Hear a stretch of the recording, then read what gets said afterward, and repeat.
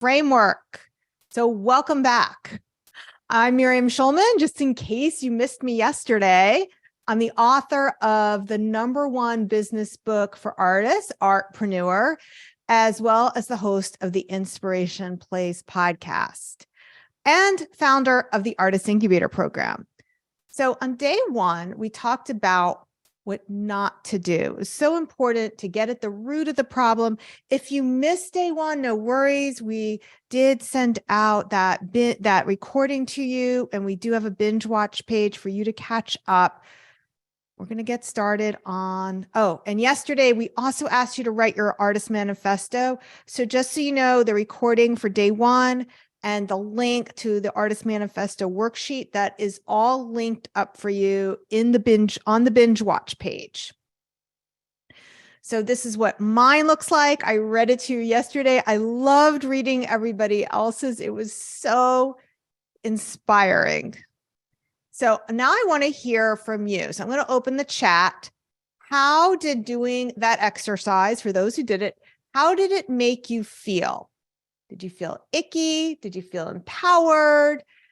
Was it enlightening? Raven says empowered. Awesome. Did you have any ahas from doing it that you want to share? Jen said it was enlightening. Caitlin said she's excited for the future. Gianna says he wants to be more organized. Yeah, you can't see me all the time because I find that it's a distraction if you can see me. So I turn off the camera for a lot of it. So you're going to be looking at the slides. I am here with you live. For those of you who are live, for those of you obviously watching the recording, I'm not live. Lori's proud, happy. Leanne is excited for the future. That is fantastic. I am so glad you had such good takeaways from yesterday. Okay, so I have a little optional to do for you. You can post a picture of your manifesto on social media. So if you wrote it by hand, take a picture of it and tag me. I'm at Schulman Art. Don't do it now, though. I want you to stay focused now, but this is something that you can do later, and you can share as much or as little as you want on social media for those of you who may not want to get vulnerable about what your goal is, but I would love to see it. So you can tag me a picture of it. Okay, today we're going to talk about the 5 Ps. I brought them to your awareness yesterday. We quickly went over it, but today we're going to deep dive into the 5 Ps in building a thriving art business. And these are the same foundations you need for any business. That's why what I teach works no matter where you live in the world and no matter what kind of art you do. So here's what you're going to learn. We're going to go over the exact 5-part passion to profit plan, the same plan I've used to build a thriving 6-figure art business over the last 20 years. And yes, this is what I was making before coaching, before I had a podcast, and even before I started teaching online art classes. So this can work for you. You'll also learn the #1 skill you must have in order to skyrocket your art sales, and how to cut through all the noise and overwhelm to focus on the inspired action steps that get results. You'll walk away from today's training with a roadmap for what to do next. All right, I also want you to stay with me until the end because I'll be sharing with you a powerful worksheet. Yesterday was the Artist Manifesto. Today, the worksheet is about building your own personalized artist profit plan. I'm going to give you the exciting details at the end of today's masterclass. In the meanwhile, I want to connect with you. So yesterday we talked about how Instagram is for connection. And I was so thrilled to get so many DMs in my inbox yesterday. I read each and every one of your messages. Thank you for everyone who messaged me. Today, I have a different word for you to send to me. And the reason I ask you to send me a word is because I do get DMs from other people who aren't on this training. So if you DM me the word focus, that's how I'll know that you're watching today for day 2. Okay. So I would love for you to send me that DM. I'm Shulman Art over there. And like I said, I do read each and every one of them. Fortunately, I can't respond to everything personally, but I give you a little heart emoji to let you know that I read it. All right, now that you've done that, I'm just going to leave this up for one more minute just to make sure everyone's jotted this. And you can either do this now, or if you want, you can do this later. Just jot down the name of my handle and the word I want you to send me to let me know you're watching, because now I want you to eliminate distractions. So you're done with your phone. You don't need your phone anymore. Hopefully you're not watching this on your phone, because that can be really hard. If you're on a laptop or computer, then silence your phone, shut the door. You deserve this time for yourself. Today's training is going to be a little bit shorter than yesterday. We're going to go for about half an hour. I want you to feel fully engaged the whole time. If you're on a laptop or a desktop, just close any other tabs that you may have open so that nothing is dinging or buzzing at you. We're also going to be picking 2 winners this week to win a VIP day in person in New York City with me. That's happening in August. You'll also be joining the winners of my March VIP. I picked 2 people then. I'm picking 2 people today. So real exciting time. And I hope you'll be able to join me. By the way, that's Lyle the crocodile over there. Make sure you participate every day to be eligible to win, because we will be favoring people who participate. That's why I want you to stay engaged and participate. All right. So let me know in the chat, are you ready? Let me know if you're ready. Yeah, it's Terrell. He's got like 1 million followers on YouTube. Totally impressive. He did that in 5 years. It was like, I found a post from 5 years ago where he had hit like, I think 10,000 followers, and now he's at 1 million. Okay, let's do this. There's never been a better time to sell art on your own outside the traditional gallery system. You see, the art world gatekeepers who used to decide what was worthy of being featured are being pushed aside by the internet. Now, anyone with a laptop and a dream can make a thriving living from their art. And that's so groundbreaking. I want to say it again. Anyone can make a thriving living from their art. Now, often when I say this, and I've said it in my book, and people will say to me, Miriam, but what about talent? Doesn't talent have anything to do with it? Sure. Talent has a lot to do with it, but we all know people who are very talented who are not successful. And we all know less talented people who are thriving. And we look at them and say, I don't get it. What's so great about them? So what makes the difference? It's what we talked about yesterday, which yesterday was a lot about mindset, actually. And what we're talking about today, which is more about like what the nuts and bolts of what you really need to do. What are the tactics? Okay. So now I want you to take a moment and just imagine what it would feel like to be earning a sustainable living from your art. And if you can put that into an emotional word, I would love to hear that. Rosemary says freedom. Freedom. Yeah, freedom, bliss, fun, satisfying, peace, relief, simplicity, control, thrilling, cool, bliss, magic. Fantastic. You're collectors. And people who fall in love with your work, they don't care if you're famous or not, or if you're Insta famous or not. They collect your art because they feel a connection with you. No fame required. Whenever I hear someone say, I just need to know how to do and blah, blah, blah, blah, and then I'll be ready. And I heard a lot of these things both yesterday morning and during the VIP session, and now they're both a blur in my mind. But some people feel they need to establish like a marketable style first. They have to have that dialed in. You can continue to evolve your style your entire life. So there's never going to be an end point with that. And in terms of skills, marketing skills, mindset skills, all these things, you will continue to evolve your entire life. So don't let the not being perfect stop you. Readiness isn't a feeling. So you're never going to feel ready. Here's the thing. You'll never feel ready. So many artists get caught up in wanting to get it all perfect that they never actually get it going. Really, what's happening is you have a fear of probably a failure. And because you're worried that if it's not perfect, you're going to fail. So you're trying to avoid disappointment. But I have news for you. You have to be willing to make mistakes and fail. I've made lots of mistakes. My list of mistakes is way longer than my list of accomplishments. So what many people don't realize is there are just 5 things you need to do to build a thriving art business.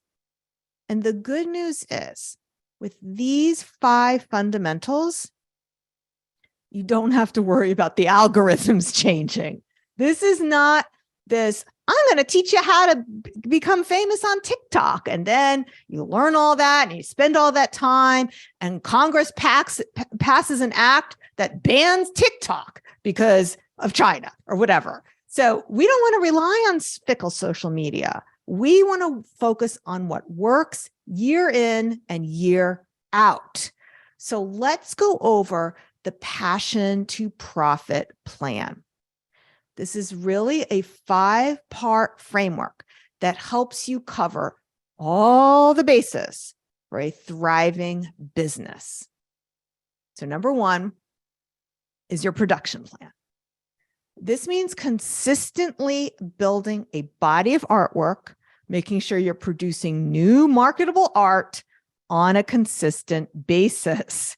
So this means that if you want to make a certain amount of money each year, you got to make sure you have enough artwork. Sometimes I'll talk to artists and I find out that it takes them all day to make a very small, let's just fill in something, colored pencil drawing. And then they're selling it for maybe $100, which, by the way, is a pricing problem. But here's the thing. If they sold everything they made, that's only $500 a week if it took them all day to make something that's $100. So that's a production problem and a pricing problem. So either you have to change what you're producing or change what you're selling. And I want you to know that just because you're marketing your art doesn't mean you should sacrifice sacred studio time. That should be number 1. You came in this because you want to create art, and you can have both. That's why I want you to meet Patrick Guindoux. I talked about him right before we officially started. People were asking me, does this work for just Americans? No, it works for everybody, no matter where they live. Patrick is a Canadian, and he lives now on Prince Edward Island. In 2021, he was working remotely as a teacher, and he was spinning on a downward spiral. At the end of the day, he told me I was a grumpy dad and partner. I was so drained. I struggled to make time for my art, and my mental health suffered. He knew he had to leave that job, and that he wanted to take a real shot at making his art a business. But he wasn't sure how to do it, because it's hard to figure this out on your own. That's why he joined the Artist Incubator. Fast forward to today, Patrick has left his teaching job and is now fully on the path toward being a full-time artist. My art earnings have doubled from last year. I'm very confident that soon I'll be 100% earning my income through my art. And he shared this with me in 2022. So he was in the incubator most of 21 and 22. And it was like the beginning of 22 that he shared this with me. And Patrick has done all this. Here's the important part, while taking care of 4 kids. He is married, he has a wife, but she works full time. And 2 of his kids, whoops, I went too fast. And 2 of his kids are not in school yet. So he's taking care of the two kids while his wife and the other two kids are at school. And yes, his wife comes home at around 3:30, but so do the other two kids. So I want you to see that it is possible to balance a personal life with other responsibilities while also building an art career. All right, next is the pricing plan. You want to learn how to price for profit. So let me give you an example. If you were selling clay sculptures for $1,000 each, you only need to sell 50 to make 50,000 a year. So this is just math. So the pricing is, are you pricing things high enough? Production is a little different, but they do work hand in hand. So if you're focusing on low cost items, we touched upon this yesterday, but if you are creating things like hand painted rocks or stickers or crocheted doilies, things that can't be priced higher because, well, it's a sticker. That's a production problem because you're not producing something that could be priced higher. The pricing plan, yes, they work hand in hand, but pricing also has to do with your mindset because you can sell a painting for 100, you can sell it for 1,000, you can sell it for 5,000. So sometimes the fix is raising your prices. I use the word painting a lot. This works if you're not a painter, if you're a digital artist, if you're a photographer, if you're a sculptor, if you're a fiber artist, all this is going to work for you. The point is you want to create things that can be priced higher. So that's how the production and the pricing plan work hand in hand. Sometimes I'll have artists come to me and they'll say, I create handmade greeting cards. And I don't know how long it takes them, but they can only charge $10 for a handmade greeting card. Well, at $10 each, they would need 5,000 people. I think I might have this on the next slides, but I can never remember if I do or not. So it's a lot easier to find 50 people and sell things for $1,000 than it is to sell things for $10 each and find 5,000 humans. All right, so let's talk a little bit more about pricing. Successful artists learn how to price for profit at premium prices. The key is raising your prices and to communicate with confidence, to own those higher prices. Many artists worry that their sales will plateau if they raise their prices. Yes, I could read your mind. You might be thinking that. That's why I wanted you to meet Kayla Thompson. So Kayla is from Arkansas, by the way, because I just want to make sure people understand that she doesn't live in New York City. She doesn't live in the art capital of the world. She lives in Arkansas. And she has two small kids. And she was burning herself out with her day job as a vet tech. She was making money on the side with pet portraits. So when I shared with her this 5-part system, she was really worried about losing that income. She was really worried that if she raised her prices, she would lose sales. When she joined the incubator, she was getting $1,500 for her large commissions. And yes, for some people, I know what you might be thinking. You might think, oh, that's a lot. And it's great. But I knew her collectors would pay more. After working with me inside the incubator, she booked her largest commission to date. And this time she charged $3,500. In other words, $2,000 more for the same sized painting. Now, here's the important question. Did her client complain about that raise in price? No. In fact, not only did he not complain, but he ordered $1,100 more in smaller paintings. So he spent a total of $4,400 on her art. And if she hadn't raised her prices, she would have made a lot less for the same amount of work. So you may think that cheaper is easier to sell, but collectors perceive your art as more valuable when it's priced higher, and it does not keep people from buying your art. All right. So now we're moving on to number 3, the prospecting plan. So we talked about this yesterday. This is about building a list of people who want what you've got. You're going to be maintaining both an email list as well as a contact list. Because remember, oh, wait, you know what? I talked about that during the VIP session. So if you're joining us for VIP, we'll be talking a lot. You'll be getting an email training, a bonus training. I'll talk about that more later. So you want to build a list of people who want what you've got and are prepared to pay top dollar. Now, when I say this, people start to worry. Where am I going to find these people? Building a list of collectors who love you and your art is easier than you think, and you don't have to do complicated funnels or expensive social media advertising. You do not have to do that. So how the heck do you find these high-end art collectors? All right, there are 3 ways to find your audience. Let's talk about them. 3 ways. So the first way is your universe, otherwise known as your platforms. What are your platforms? Your platforms, of course, include your social media. So it's Instagram, it's Facebook or TikTok, it's YouTube. It's also anyone who you interact with. Your universe is your virtual world and your in real life world. So anyone you come in contact with. Number 2 is free publicity.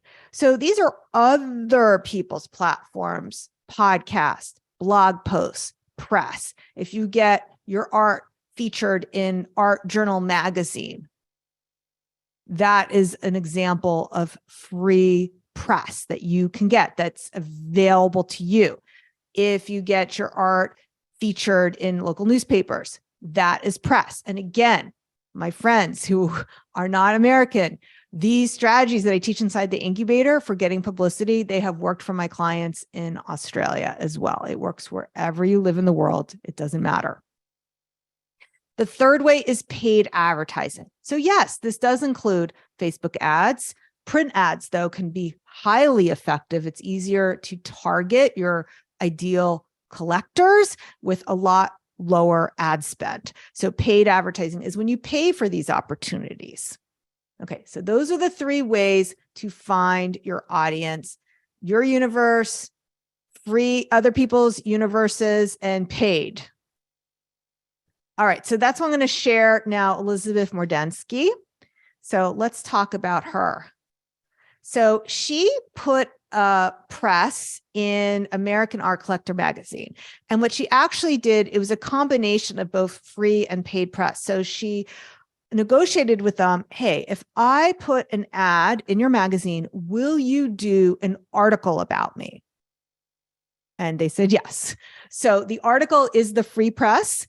She did pay for the ad as well.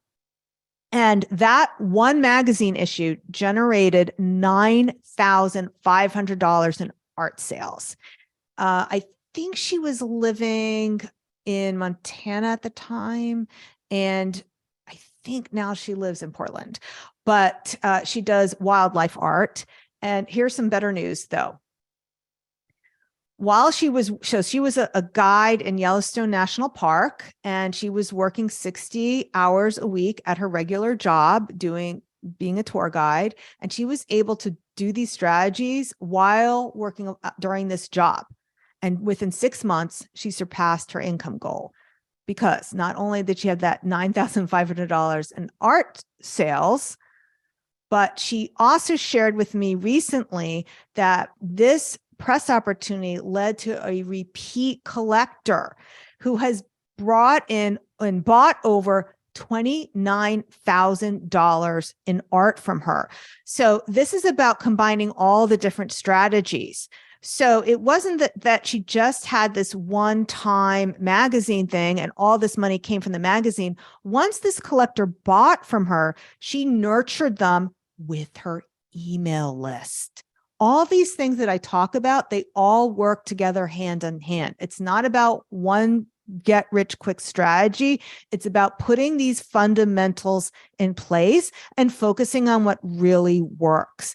And she has less than 3,000 followers on her Instagram. And I don't remember what her Instagram following was when she started working with me. I suspect that a lot of those followers are people who followed her after hearing me interview her on my podcast. So her Instagram following was much smaller. So, and these strategies don't rely on Instagram. So it's about doing press and getting your art in front of art collectors, not in front of other artists. So, like I said, Elizabeth gets these additional sales through email and follow-up. But this collector did find her through the magazine, not social media. All right. Next is the promotion plan. So this is developing a sales and marketing plan. It's about promoting your art through email and doing email marketing. Once you have your email list, once you've prospected and build your list through those three ways, your universe, other people's universes, paid advertising, once you have a collector base, you need that step-by-step plan to turn them into repeat collectors and raving fans who will tell their friends about you.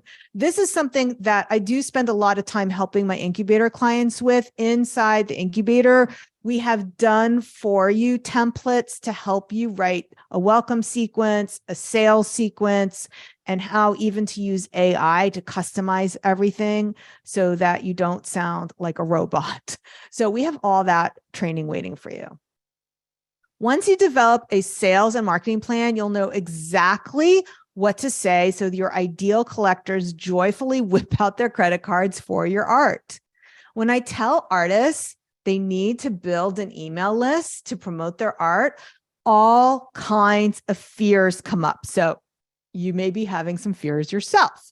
Things like, isn't that bothering people? Does this really work? And what do I say?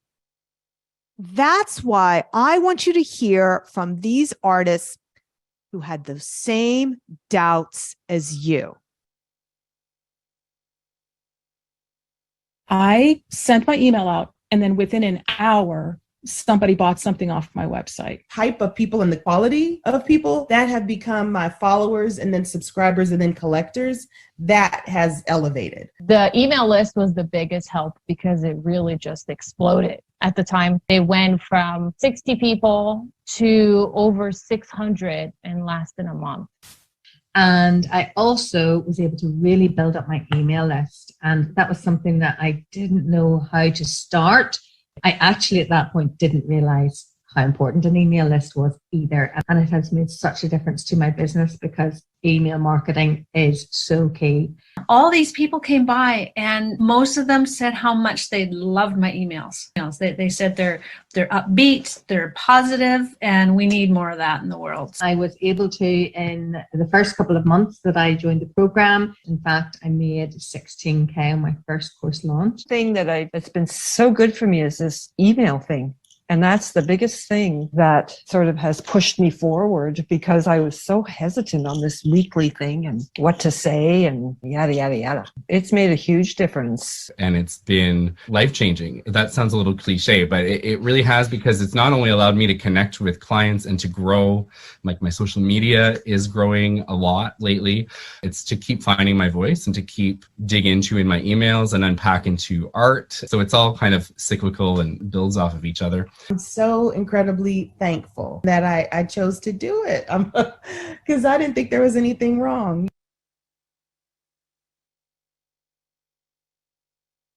Okay, so let's talk about why email marketing. It works. It works. And for those of you yesterday who were saying, I'm doubtful because I don't open my emails, we're not trying to sell to people exactly like you. We're trying to sell to art collectors. This allows you to reach people all over the world, and there's no algorithm. If you're in VIP, you do get a bonus training about email marketing. So VIPers, they get to join me each day. I'm meeting with the VIP people at 2:00 Eastern time today and 2:00 Eastern time tomorrow. And on Thursday, there's a bonus training about how to start to build your email list. If you're not a VIP yet, but you want to join us, don't worry, there's still time for you to sign up and get access to this bonus training. So you either can join us live on Thursday, and VIPers also get unlimited access, lifetime access to all 4 days of these trainings. I'm going to show you in this bonus training how to build your email list. So you definitely don't want to miss this. You'll get the upgrade link at the end of today's session. I don't want people to get distracted about upgrading now. So right before the Q&A, I'll give it to you then. So don't worry about it. I got you covered. Meanwhile, we have a lot more to cover here. So the productivity plan. This is about how to organize all this so you can focus and stop spinning. I don't want you to be overwhelmed. So learning how to focus is so important. Clients who work with me get the exact processes and tools to quickly get organized and stop spinning. And we also have a lot of help with your mindset. And if you're ADHD, we have special help for you as well. So don't worry about that. Now, let's talk about the 5 foundations. We covered so much today, so I want to review all 5 of them. And don't worry, we also are having a Q&A, so you can ask me questions. So we have the production plan, prospecting plan, pricing plan, promotion plan, and productivity plan. Those are the 5 plans. This is what every business needs, no matter what you're selling, whether it's art or something else. So it doesn't matter what kind of art you sell, this will work for you. And when you focus on these fundamentals, you don't have to worry about everything else. So let's turn this insight into inspired action. Guess what? I have another worksheet for you. So if you don't have a printer, don't worry about this. And you don't even have to go to that link right now. If you want, you can just jot it down. We do have it linked up for you in the Binge Watch classroom for those of you. And reminder, that classroom is only up for 1 week. So next Thursday, that's going to be your last chance to get in there. So we do have the worksheet for you. Anna will pop it in for you. We're not going to work on it right now, but I am going to go over these questions with you so that you know what this is. And like I said, you don't have a printer, don't worry. You can just look at it online and copy your answers into a journal. So let's walk through this now together. So for each area of the 5-part framework, and these are the 5 areas: production, pricing, prospecting, promotion, and productivity. What I want you to do is, on a scale to 1 to 10, give yourself a number. How do you rate yourself for this foundation? Where 10 is, it couldn't be any better. And 1 is, it's like it couldn't be any worse. So, and I just want to give you a hint. Okay, so production, by the way, it's not just how much you like to make your art. That is your capacity to produce your art. So there may be things getting in your way of producing. It could be family obligations. It could be work obligations. It could be that you have a physical disability. It could be that your art is just very time consuming. So make sure you take that into account for production. For prospecting, when you grade yourself, you want to take into account, do I have an email list? Do I use my email list? How large is my email list? So prospecting is all about the number of collectors. Promotion is how good do you feel about selling? And productivity is how focused you are. So those are the 5 areas that you're going to be grading yourself on. You're also, this is the most important part, by the way, this journal exercise. Get clear with yourself. Why did you give yourself this number? Why did you give yourself this number? And then what do you think needs to change to get you to a 10? This is